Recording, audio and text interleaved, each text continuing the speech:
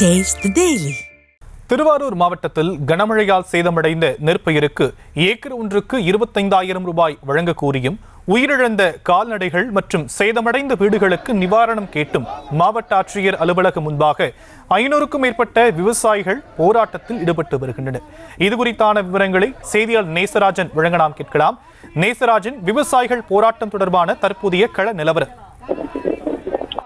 திருவாரூர் மாவட்டத்தில் 3.5 லட்சம் ஏக்கர் பரப்பளவில் இந்த ஆண்டு சம்பா நெல் சாகுபடி பணிகளில் விவசாயிகள் ஈடுபட்டு வருகின்றனர்.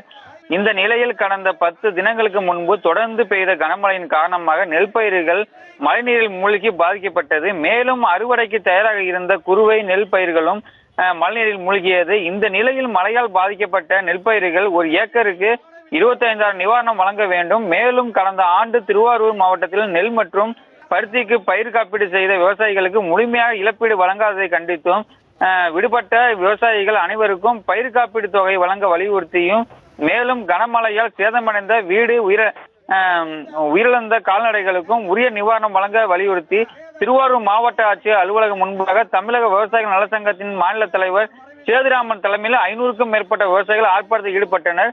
மேலும் உடனடியாக தமிழக அரசு விவசாயிகளின் நலனை கருத்தில் கொண்டு பாதிக்கப்பட்ட விவசாயிகளுக்கு உரிய நிவாரணம் உடனடியாக வழங்க வேண்டும்.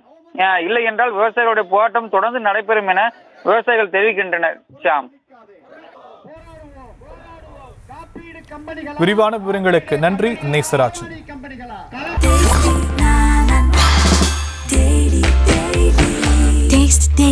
Taste the Daily.